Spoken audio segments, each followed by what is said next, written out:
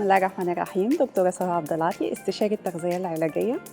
أنا التحقت مع أكاديمية بازل في دبلومة إدارة العيادات، لأن إحنا في عياداتنا إحنا دكاترة شاطرين، بس مش لازم نكون مديرين شاطرين.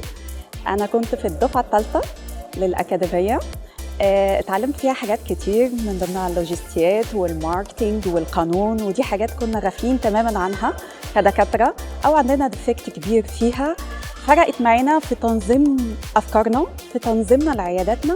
بدأنا نحدد الديفكتس اللي عندنا في إدارتي للعيادة. أنا اوريدي فاتحة وعندي عيادة وشغالة، بس بدأت أحط إيدي على نقاط الضعف لما درست بشكل بروفيشنال دراستي هناك. بشكر دكتور أحمد عبد الحميد طبعا عن التنظيم الرائع لأكاديمية بازل.